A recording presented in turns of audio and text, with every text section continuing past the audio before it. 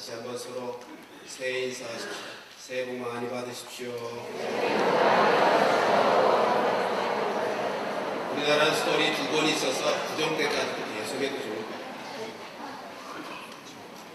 2019년 새해가 되었는데 다시 한번 축복하기는 여러분들의 신념과 삶 속에 한 해 내내 하나님의 은혜와 평강이 가득하기를, 그리고 여러분들의 가정과 일터 가운데 하나님의 크고 놀라우신 인도하심과 축복이 함께하기를 주님의 이름으로 축원합니다. 네. 사진 한 장 보십시오. 내가 돼지해. 올해 왜 황금돼지해라고 또 황금까지도 붙였는지 모르겠어요. 돼지를 한자로 돈이라고 합니다. 우리나라의 재물을 나타내는 돈과 똑같은 발음. 그래서 사람들이 황금 돼지의 해를 맞아서 다 꿈들을 꾸고 있습니다. 돈 들어올 꿈. 세상 사람들이 다 돈이 복인 줄 알기에 복이 들어올 꿈을 꾸고 있습니다. 그래서 2019년에는 결혼하는 가정들도 더 많아질 것이라고 예상하고 자녀를 낳는 일도 더 많아질 것이라고들 예상합니다. 그러나 기억하십시다. 복은 돼지가 가져다 주는 게 아니고 복의 근원이신 하나님으로부터 비롯되는 줄로 믿습니다. 우리가 하나님 잘 믿으면 되는 것입니다. 오늘 믿음에 대한 말씀을 함께 나누려고 하는데요. 믿음이라고 하는 것이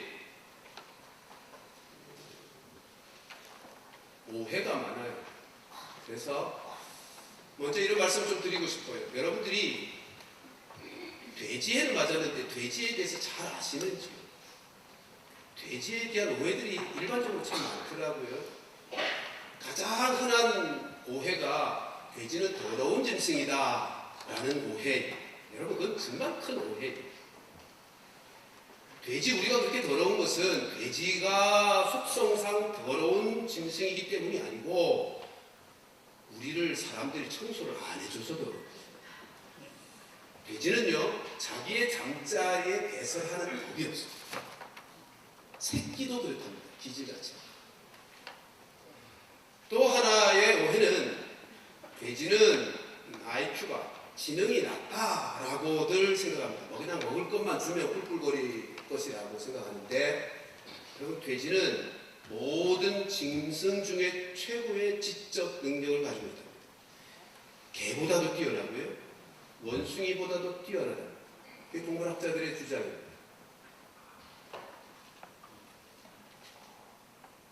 네, 심각해요 지금. 우리가 돼지를 잘못 알고 있습니다. 오늘 저는 믿음에 대해서 말씀을 드리려고 하는데, 우리가 가지고 있는 믿음에 대한 오해는 뭐가 없을까 하는, 우리가 가지고 있는 믿음에 대한 오해에 대한 해결이 되는 시간이 되었으면 좋겠다는 것입니다. 자, 올해 표어가 행함이 있는 믿음으로 살자입니다. 우리 늘 해왔죠? 제가 앞부분 선창할 터이니 여러분들이 따라 크게 뒷부분을 외쳐주십시오. 행함이 있는 믿음으로 살자. 행함이 있는 믿음으로 살자. 행함이 있는 믿음으로 살아야 되는 이유는 오늘 우리와 함께 나누고 싶은 야고보서 2장 26절 말씀 때문이죠. 올해의 주제의 말씀 함께 있습니다. 시작. 영혼이 없는 몸이 죽은 것 같이 행함이 없는 믿음은 죽은 것입니다. 여러분, 이 말씀을 보면 야고보 사도는 믿음에 대하여 믿음은 두 가지가 있다고 지금 말하고 싶은 겁니다. 우리도 신앙생활 쭉 해오면서 믿음에 대하여 나름대로 분류를 하죠. 성경을 봐도 예수님도 그런 표현을 쓰기도 했어요. 왜 믿음이 적느냐? 그래서 우리가 믿음을 생각할 때 큰 믿음, 적은 믿음이 있다고 생각합니다. 예, 맞습니다. 예수님도 그렇게 그 표현을 썼습니다. 강한 믿음이 있고 약한 믿음이 있을 수 있습니다. 근데 지금 야고보 사도는 믿음을 두 가지로 분류하는데 어떻게 분류하고 있죠? 죽은 믿음과 살아있는 믿음으로 분류하고 있습니다. 행함이 없는 믿음은 죽은 것이다, 죽은 믿음이다 라고 말씀하고 있습니다. 여러분, 죽은 믿음 믿음이라는 게 뭡니까?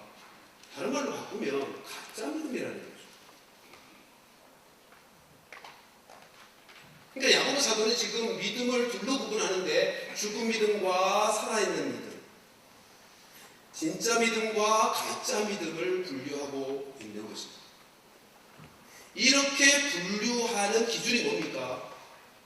행함이 있는가 없는가. 야고보 사도의 이 말씀은 다른 여지가 없는 아주 명확한 표현을 쓰고 있습니다. 살아있는 믿음, 진짜 믿음과 죽어있는 믿음, 가짜 믿음은 분리되는데 그 기준이 행함이 있는가 없는가라고 하는 것입니다.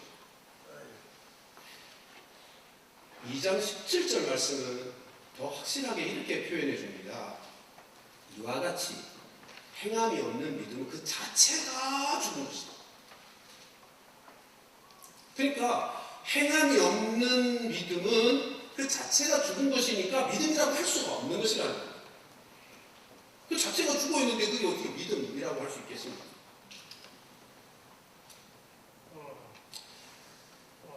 지금 야고보 사도가 이 말씀을 하시면서 그 사례를 19절에서 이렇게 표현합니다. 행함이 없는 믿음이 어떤 믿음인가 하는 것을 이렇게 가르쳐줘요. 같이 한번 읽어보실까요? 시작. 네가 하나님은 한 분이신 줄을 믿느냐? 잘하는도다.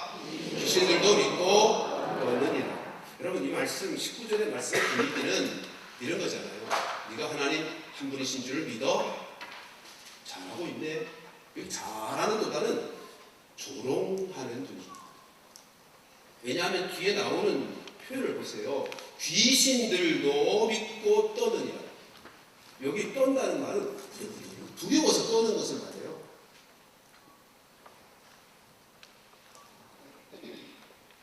생각해 보세요. 하나님은 한 분이시다. 여러분, 이 고백은요, 기독교만이 갖고 있는 기독교 신앙의 가장 핵심이 되는 고백입니다.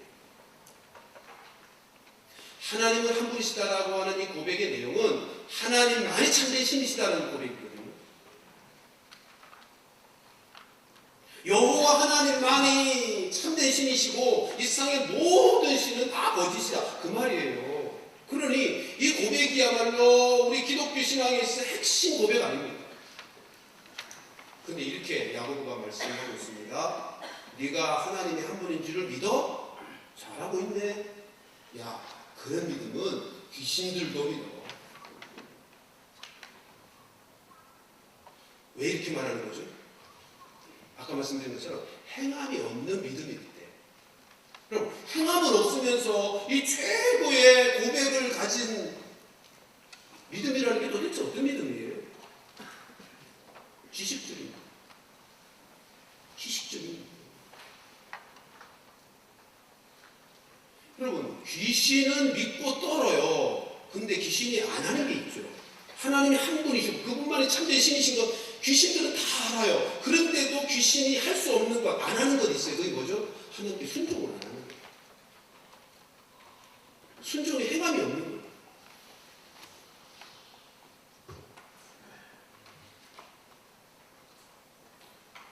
그러니까 지금 19절 말씀은 독설입니다. 너 하나님 믿는다고? 하나님 한 분밖에 없는 참된 신이신 것을 믿어? 잘하네. 제대로 알긴 하네. 근데 그런 정도로 행함이 없으면 너 귀신이 믿는 것과 똑같은 수준이야. 그래서 20절 말씀은 이렇게 이어지고 있습니다. 아하, 허탄한 사람. 여기 허탄한 사람이라 정신 나간 사람, 속이 텅 빈 실속 없는 사람, 그런 의미의 표현. 아하, 허탄한 사람아, 행함이 없는 믿음이 헛것인 것을 알고자 하느냐. 그러면서 이제 예를 들어줘요. 그러니까 지금 야고보 사도는 행함이 없는 믿음을 죽은 믿음이라 그러고 그 자체가 죽은 것이기에 헛것이라고 했습니다. 그렇잖아요. 죽은 거는 아무것도 할 수 없어요. 다 헛것이에요. 그런데 그 헛것의 믿음을 붙잡고, 다시 말하면 지식적인 믿음을 붙잡고 교리적인 믿음을 붙잡고 자기는 진짜 믿음을 가지고 있다고 생각하는 그 사람을 향하여 야고보 사도가 아하 혹한한 사람, 이 정신 나간 사람아라고 탄식하고 있다는 거죠. 여러분, 이 야고보 사도의 말씀을 보면 내가 진짜 믿음을 가지고 있는지 가짜 믿음을 가지고 있는지, 내가 죽은 믿음을 가지고 있는지 살아있는 믿음을 가지고 있는 자인지가 쉽게 확인할 수 있잖아요. 내 스스로 확인할 수 있잖아요. 나에게 행함이 있는가 없는가를 확인할 수 있다. 어렵지 않아요. 내가 진짜 믿음을 가지고 있는지 나는 아직 가짜 믿음인지를 분별하는 일이 어렵지 않다고요. 나는 행함이 있는가 없는가.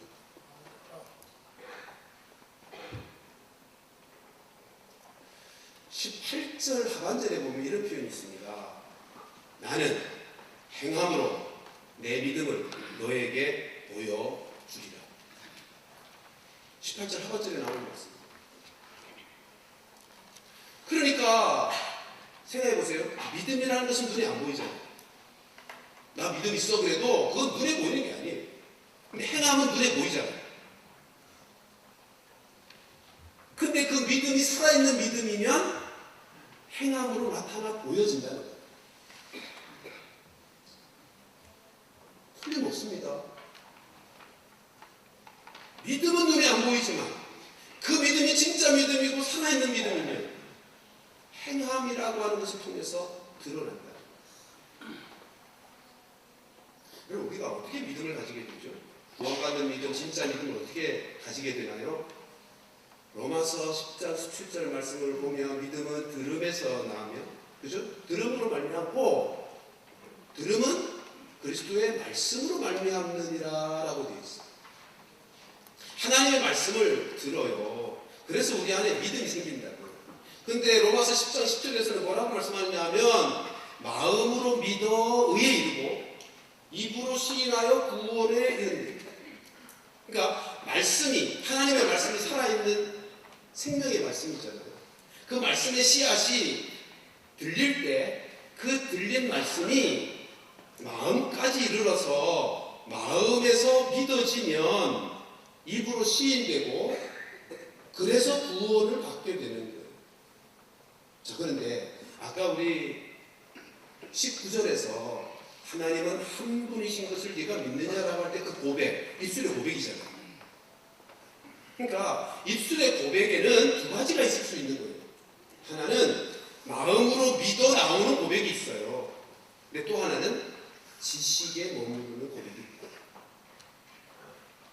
하나님의 말씀이 하나님의 생명의 씨앗으로 뿌려지긴 했는데, 들려지긴 했는데 그 말씀이 머리까지는 왔는데 가슴까지는 안 돼요.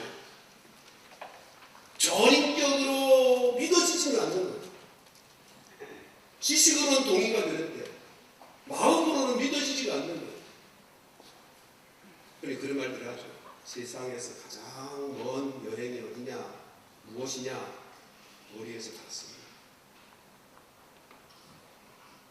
하나님의 말씀, 생명의 말씀을 듣기는 했는데 그 말씀의 머리로는 들렸어요. 그래서 동의가 됐어요. 지식적으로는 이제 준비가 됐어요.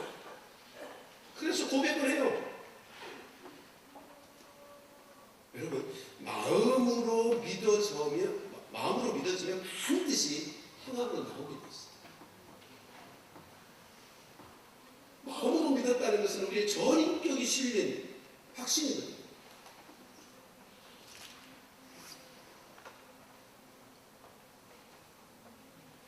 우리 스스로를 점검해 보자고요. 나는 살아있는 믿음, 마음으로 믿는 믿음으로 진짜 믿음을 가지고 있는가? 아니면 지식에 머무르는 행함이 없는 가짜 믿음의 상태입니까?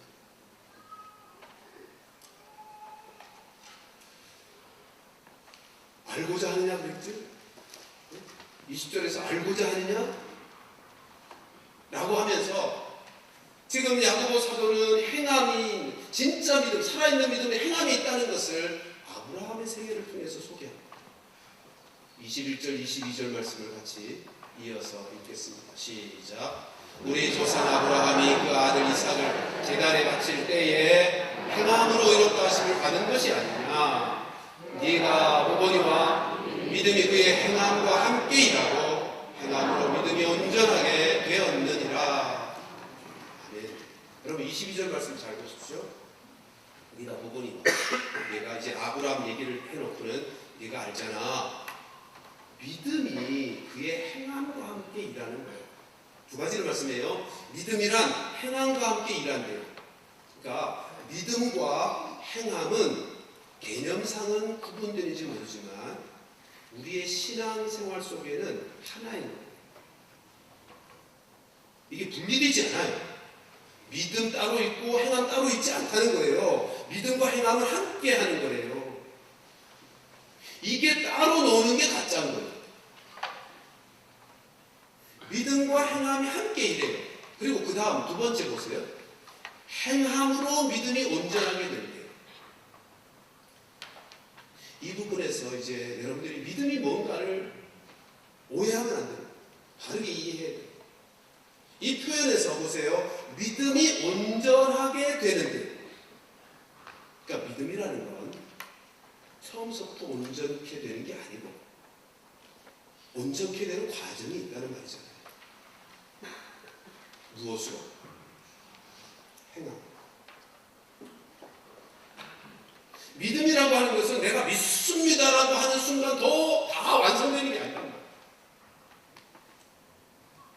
복음을 듣고 내가 예수님을 믿습니다라고 하는 순간 믿음이라고 하죠. 그 믿음을 믿음이라 그래요. 근데 그 믿음으로 믿음의 모든 것이 완성되고 온전해지는 게 아니란 말이에요. 그 믿음은 온전함을 향하여 나아가는 어떤 과정이 있는 거예요. 근데 그 과정을 채워야 될 무엇이 있는데 그게 행함이라고. 그러니까 22절 말씀에 이런 거예요. 우리가 예수를 믿고 나서 믿음을 따라 행하는 과정에 그 과정을 거쳐서 믿음이 온전하게 돼요. 믿음과 행함의 수준이 함께 간다. 믿음은 행함과 함께 일한다는 말이 믿음이 가는 수준만큼 행함의 수준이 가고 행함의 수준만큼 믿음의 수준이 가는 거예요. 그래서 행함으로 말미암아 믿음이 믿음 되는 거예요.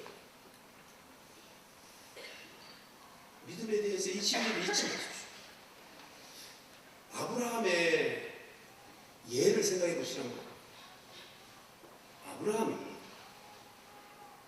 사실은 믿음으로 의롭다 여김을 받은 것이 창세기 15장 6절이에요. 이삭을 바치기 전이란 말이에요. 행함이 있기 전이에요. 그런데 분명히 오늘 21절에서는 아브라함이 아들 이삭을 바치는 그 행함으로 의롭다함을 받았다라고 말하잖아요. 21절 말씀 다시 보시면 이런 뜻이에요. 의롭다 하심을 받은 것이니라. 여기 받은 것이라는 말을 좀 바꿔 읽으면 더 명확해질 것입니다. 인정받은 것이다. 확증받았다는 거예요. 자, 창세기 15장 6절에서 하나님이 아브라함의 믿음을 보시고 의롭게 성경이 뭐라고 표현하죠? 여겼다 이렇게 되어 있어요. 이렇게 표현할게요. 창세기 15장의 6절에서 아브라함의 초기에 그의 믿음은 하나님이 믿음을 의로 여겨주는 선물과 같은 믿음이에요. 그리고 지금 아들 이삭을 바쳐서 행함으로 의롭다함을 받은 것은 그 믿음이 자라고 행함으로 자라고 자라와서 믿음의 완성이 되어 그의 믿음이 확정되고 완성되었다는 겁니다.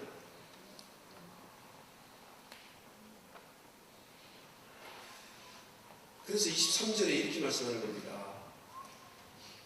23절 말씀.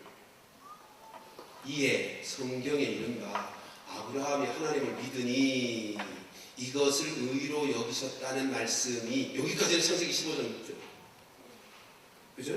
창세기 15장 6절에 아브라함이 하나님의 말씀 약속하시니까 이 땅을 그리고 네 자손을, 그럼 땅과 자손에 대해서 약속을 하시니까 아브라함이 믿어요. 그러니까 하나님이 그 아브라함의 믿음을 의로 여기셨다는 그 말씀이 여기까지는 15장 6절 창세기. 근데 이 말씀이 어떻게 됐다? 이루어졌단 말이에요. 성취되었단 말이에요. 어떻게? 아들 이삭을 바치는 것으로 완성이 됩니다. 그래서 하나님의 벗이 돼요. 벗이라는 칭함을 받아요. 여러분, 하나님 아브라함을 부르실 때부터 하나님과 아브라함의 관계가 형성이 됐어요. 그때부터 이미 친구예요. 근데 아들 이삭을 바치는 그때는 하나님이 이렇게 말씀하는 거예요. 야, 너 내 진짜 친구다 라고 하는 거예요. 이미 친구 관계예요. 여러분, 이삭을 제단에 올려놓고 칼을 높이 들었을 때 하나님이 뭐라 그러죠? 아브라함아, 아브라함아, 이제는 내가 믿겠다 이러잖아. 완성이 된 거예요. 완성. 그래서 24절은 이렇게 말씀합니다. 이로 보건대 사람이, 자 봐라, 아브라함의 생애를 봐라. 이로 보건대 사람이 행함으로 의롭다 하심을 받고 믿음으로만은 아니라. 그러니까 중요한 표현은 지금 믿음만으로는 아니라는. 그러니까 그 믿음을 부인하는 게 아니잖아요. 근데 진짜 믿음은 행함이 있다는 사실을 강조합니다. 믿음만으로는 아니고 사람의 그 믿음이 진짜 믿음이면 행함이 있을 것이고 그 행함으로 말미암아 의롭다, 구원을 받는 것이다. 창세기를 공부하다 보면 노아와 관련된 말씀도 똑같아요. 공식이. 하나님이 노아에게 은혜를 베푸셨더라라는 말씀 다음에 노아가 의인이 되었다라고 하고 나서 구원입니다. 은혜를 베풀어서 바로 구원이 아니고 은혜를 베푼 결과가 뭐예요? 의롭게 사는 거예요. 행함이 있어요. 하나님이 이루시는 구원의 공식은 언제나 똑같아요. 행함이 없는 믿음이라고 하는 것은 가짜예요. 자, 아브라함을 보십시오. 아브라함이 하나님의 부름을 받아서 갈대아 우르에서 떠나서 가나안 땅에 들어와요. 하란을 거쳐서. 근데 가나안 땅에 들어오자마자 무슨 일이 벌어집니까? 기근을 만나잖아요. 기근 만나니까 어디로 가요? 하나님이 지시하신 땅 가나안에 들어왔으면 버텨야 되는데 기근이 오니까 먹고 살겠다고 애국으로 내려가 버렸다는 거예요. 그 불신앙이잖아요. 믿음의 행함이 아니잖아요. 애국 내려가서 또 무슨 짓을 하죠? 그 짓이라고 해요. 무슨 짓을 하죠? 자기 아내를 누이라고 속여요. 왜? 자기 살잖아. 이런 못난 남편이 있어요. 이런 못난 남자가 있냐면, 여러분, 기근을 만나서 애굽으로 내려간 일이나 애굽에 날아가서 자기는 살자고 아내를 누이라고 팔아 넘기는 일이나, 이거 완전히 믿음 없는 모습 아닙니까? 행함으로 따지면 수준이 바닥이죠. 이건 어떻게 믿음 있는 사람이라고 말할 수 있어요? 여러분, 믿음은 그렇게 시작하는 거예요. 믿음은 믿습니다 하는 순간 믿음이 완성이 되는 게 아니고, 아브라함은 불신앙의 가정에서 태어나고 자랐어요. 하나님 모르는 인생이었다고요. 우상을 만드는 아버지였다니까요. 믿음이라고 하는 것은 믿습니다 하는 순간 모든 것이 완성이 되어 수준이 이르는 게 아니고, 믿음이라고 하는 것은 자라가는 어떤 과정이 있는데 어떻게 자라가는가? 하나님의 말씀을 듣고 깨닫고 그 말씀에 순종하는 과정이 쌓이고 쌓이면서 행함이 자라가는 수준과 더불어 비례해서 믿음이 자라는 거예요. 여기서 우리가 분명히 해야 될 것은 이거죠. 살아있는 믿음은 행함이 있는 믿음인데, 그 행함이란 어떤 행함이요? 하나님 말씀에 순종하는 행함입니다. 하나님 믿는다고 하면서도 여전히 내 생각대로만, 내 고집대로만, 내 느낌대로만, 내가 하고 싶은 대로만 살아가는 건 살아있는 믿음이 아니죠. 행함 있는 믿음이 아니란 말이에요. 여기 여기 살아있는 행함이 있는 믿음이라고 할 때 이 행함은 다른 것이 아니라 내가 열심을 낸다 그게 아니고 열심을 내요. 헌신을 많이 해도 내가 하고 싶은 대로 해서 하는 게 아니고 순종함으로 하는 것이. 아브라함의 순종이 그거잖아요. 아들 이삭을 바치라고 할 때의 순종이 그게 보통 일입니다. 그게 할 수 있는 일인가 봐요. 말씀이니까 순종하는 거잖아요. 그 행함이 있는가 말이에요. 그 행함이 없는 믿음은 죽은 믿음이라고 할 때 그 행함은 말씀에 순종하는 믿음, 말씀에 순종하는 행함이고. 사랑하는 성도들이여, 우리 모두가 행함이 있는 믿음의 사람들이 되기를 축복합니다. 2019년 살아가면서 하나님의 말씀이면 말씀에 순종하며 우리의 믿음이 자라가는 한 해가 되기를 주님의 이름으로 축복합니다. 내 생각대로, 내 모습대로, 내 뜻대로가 아니라 그거는 행함이 없는 믿음. 그게 두 번째로 올해 우리가 함께 행하여야 할 7가지 실천사항을 함께 나누고 싶습니다. 작년에는 5가지를 매주 하나씩 살폈지만 올해는 이미 5가지를 살폈던 거니까 묶어서 함께 말씀을 드리십시오. 우리가 2019년을 살아가면서 행함 있는 믿음의 사람이 되려면, 또 실제로 그런 행함을 가지려면 가장 먼저 하나님과 인격적인 관계의 행함이 있어야 합니다.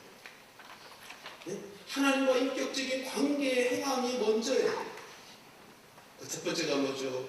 말씀을 읽고 묵상하는 거예요. 맥체인 성경 읽기 방식으로 성경을 읽어가다 보면 구원의 흐름을 잘 이해할 수 있어요. 그러니까 뭐 이게 읽다 보면 그렇게 돼요. 자연히. 그걸 의도해서 맥체인 성경 읽기 방식을 만드는 거니까. 하나님의 말씀을 개인적으로 읽고 묵상하다가 하나님이 주시는 말씀이 있을 것입니다. 예배를 통하여 하나님이 주시는 말씀이 있을 거예요. 하나님이 오늘 나에게 어떻게 살라고 하시는지 매일 아침마다 하나님의 말씀을 듣고 살아요. 그분이 나의 인생의 주인이십니다. 그 하나님과 인격적인 만남이 있으셔야 해요. 그 행함이 있으셔야 해요. 두 번째는 기도가 있어야죠.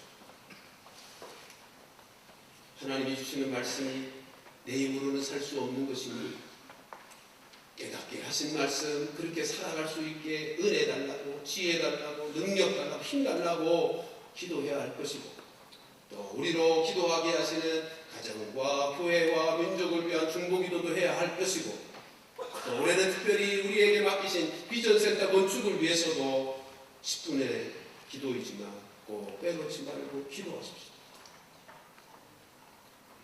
세 번째는 창조세계 돌봄입니다.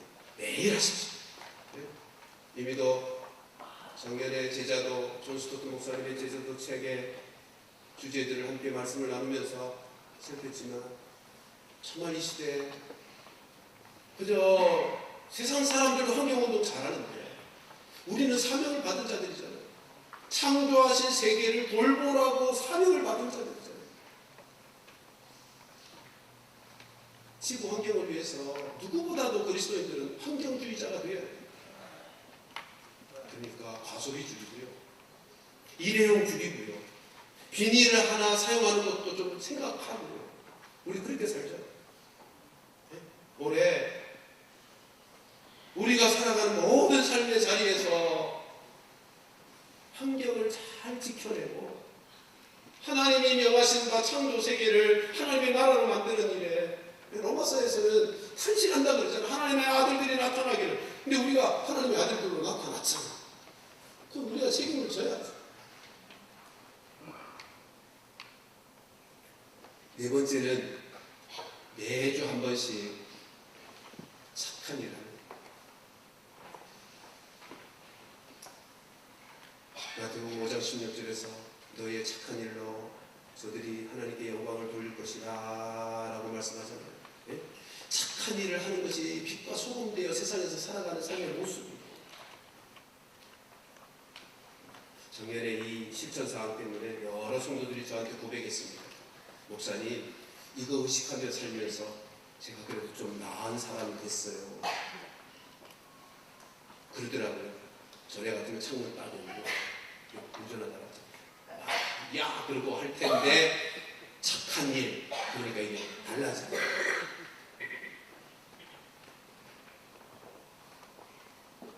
올해도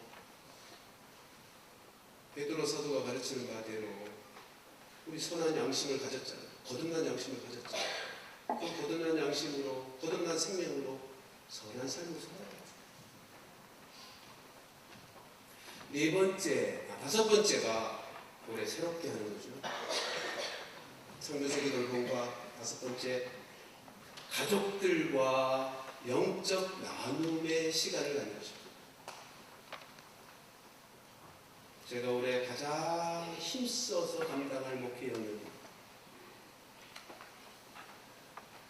여러분, 가족들과 함께 아무리 바빠도 가족들과 함께 영적인 시간들을 가져야죠. 믿음의 가정에서 태어나고 믿음의 가정에서 자라났는데 커서는 예수 안 믿겠죠. 왜 그랬죠? 왜 그렇게 되는 거죠? 부모가 자녀들에게 영적인 은혜를 흘려보내지 못했으니까.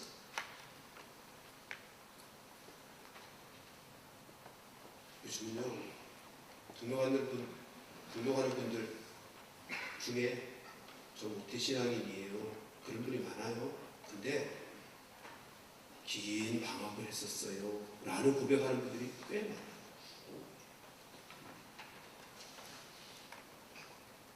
여러분, 아무리 바빠도 가족들과 우리 자녀들과 영적인 대화를 나누죠. 여러분, 목사, 장로, 권사도 사실은 집안에서 가족들과 영적 대화 나누기 쉽진 않아요. 나누자 해도 쉽지 않아요. 그래서 여러분들 주보에 가지고 계시죠? 올해 매주 이거 만들 겁니다.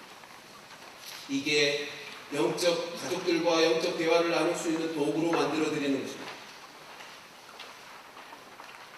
이 도구를 활용하십시오. 여러분들 보시면 뒷면은 설교 요약이에요.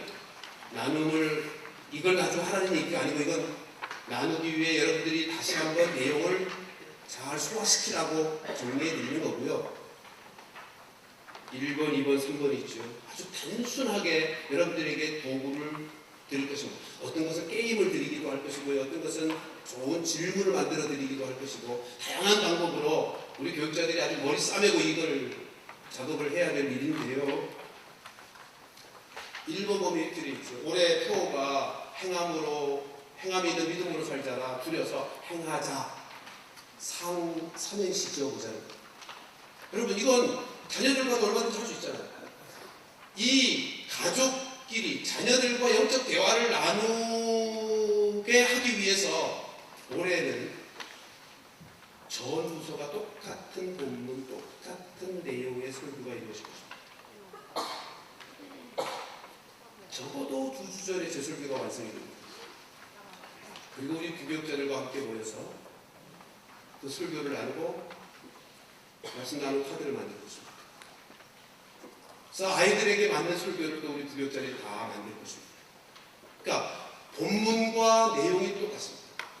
그래야 집에 가서 지난주 함께 똑같은 말씀을 나눴으니까 대화가 가능하지 않겠어요? 그래서 이 도구를 만든 것입니다. 이렇게 하는 거죠. 예를 들면 아이를 학교 보내기 위해서 차를 같이 타고 가는 그 중에라도 아무리 시간 없어도 그런 시간이 있을 거 아니에요? 그 시간에라도 이 도구를 활용하며 영적 대화를 나누는 것입니다. 식사하면서라도 가능합니다. 아니면 좋다면 가능하다면 아이와 함께 차를 마시면서이거나 아니면 산책을 하면서라도 의도적으로 그런 기회를 만들자고요. 일주일에 한 번은 만들자고요. 그리고 이런 거 할 수 있잖아요. 야, 지난주에 우리 교회 2019년 표어가 뭐지? 그래, 우리 행하자로 한번 삼행시 만들어 볼까? 뭐 이런 걸 할 수 있잖아요. 그래서 영적 대화가 가능하고 반복되다 보면 깊이 있는 영적인 질문도 오가지 않겠어요. 자기 삶에 일어나는 영적인 문제들에 대한 상담도 이루어지지 않겠어요. 여러분들이 한번 실험도 해봐야겠는데, 여러분들이 운을 띄십시오. 행하자. 시작. 행복한 인생을 사시렵니까? 하나님의 말씀으로 사셔야 합니다. 자, 일어나 2019년 하나님의 말씀으로 행함에 있는 믿음의 삶을 삽시다. 우리 이런 거 할 수 있잖아요. 차 타고 하면서도 할 수 있어요.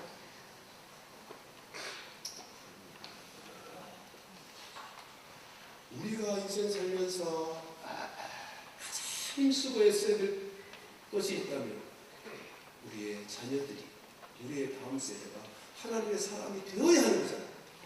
돈 아무리 많이 물려준들 그게 무슨 유익이 있겠습니까? 아무리 많이 가르쳐서 세상 앞에 업적을 많이 쌓은들 천국 못 간다고. 그게 무슨 헛수고냐고. 사랑하는 성도들이요, 꼭 가족들과 일주일에 한 번 이상은 영적 나눔이 이루어지는 축복이 있기를 주님의 이름으로 축원합니다. 여섯 번째는 가족들과 함께 작년처럼 식사를 한번 하는 겁니다. 한 달에 한 번 정도. 아무리 바쁘게 살아도요, 가족끼리 친밀한 사귐의 시간, 나눔의 시간들이 있어야 돼요. 우리 남자분들이 잘 들으십시오. 이거 안에서 뭐 내 가족인데, 내가 다 수고하고 땀 흘려서 돈 벌어서 다 내가 부양한 가족들인데, 그렇게 해봐야 은퇴하고 나이 들면 가족들도 완따다. 가족들과 친밀한 사귐에 이런 거죠. 추억의 저축 통장에 잔고가 없으면 가족끼리요 뻔해지게 되어 있어요. 그러니까 자꾸 추억거리를, 가족끼리 친밀한 추억거리를 만들어내야 돼요. 그래서 추억의 통장에 잔고를 쌓아놔야 돼요. 그래야 은퇴하고 나서도 가족이 진정한 안식처가 됩니다. 마지막은 우리에게 주신 주님의 최고의 지상명령, 영원 구원하는 일을 올해도 해야죠. 네? 배신자를 품고 기도하십시오. 믿지 아니하는 가족들이 있다면, 그리고 내 사랑하는 친구들, 이웃들, 저들을 품고 기도하십시오. 그리고 할 수 있는 대로 한번 교회 어떤 명분을 가지고라도 한번 모시고 나오는 그 일을 하십시오. 믿게 하시는 분은 하나님이시지만 우리가 교회로 복음을 듣게 할 수는 얼마든지 있잖아요. 우리가요, 진정한 사랑으로 그들을 살피고 돌보고 세워주면, 아까 말씀드린 것처럼 우리가 진정한 말씀의 행함을 가지면 그들이 알아들어요. 여러분, 이렇게 정리할게요. 행함이 있는 믿음으로 살자라고 하는 표를 정하고 우리가 행함을 강조해야 되는 이유는 두 가지로 정리합니다. 하나는 아까 말씀드린 것처럼 행함이 믿음에 비례하는, 행함으로 믿음이 믿음되고 행함으로 믿음이 자라가는 것이니까 우리가 행함으로 우리의 믿음을 성장시켜 가야 됩니다. 그게 첫 번째 이유고요. 두 번째, 행함으로만 세상과 소통할 수 있어요. 우리가 믿는 도리를, 그 말씀의 삶을 삶 속에서 실현시켜내야 세상 사람들이 우리가 믿는 믿음이 어떤 것인지를 알아듣는다고요. 우리가 믿는 도리를, 우리가 믿는 하나님을 나의 행함이라고 하는 언어로 통역시켜줘야 저들이 하나님이 어떤 분이신지를 알아듣는다니까요. 통역이 안 되면 못 알아들어요. 구원이 어떻고 예정론이 어떻고 아무리 우리가 가지고 있는 지식과 교리로 얘기해보세요, 못 알아들어요. 근데 알아듣는, 저들이 알아듣는 소통은 행함, 행함이라는 언어로 통역이 돼요. 우리의 자녀들도 마찬가지입니다. 내 사랑하는 자녀들이 믿음의 자녀로 자라갈 수 있는 비결은 믿음을 가지고 있는 내가 그 믿음의 행함을 자녀들에게 오늘 보여줘요. 그걸 못 보니까 영적 나눔의 시간도 없지만 그걸 못 보면 여러분 대화가 없어도 또 오늘 보기만 해도 그건 영적인 대화거든요. 가능해요. 근데 그것마저 없습니다. 믿음의 가정에서 자랐지만 커서는 머리 크면 안 믿어주는데 어떡하냐는 거예요.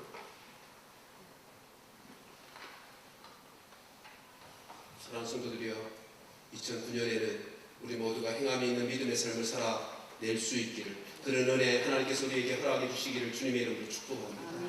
그래서 2019년은 자라나는 해가 되고 우리의 믿음이 자라가는 해, 그리고 나를 통하여 세상 가운데서 믿음의 열매가 맺히는 해, 예? 하나님이 어떤 분이신지가 드러나고 저들이 알아듣게 되고, 그래서 저들도 하나님을 찾게 되고, 그리고 우리의 가정에 우리의 자녀들이 더 나은 믿음의 사람으로 세워지게 되는 믿음의 열매, 나의 믿음의 성장과 믿음의 열매들이 나타나는 복된 한 해가 되기를 주님의 이름으로 축원합니다.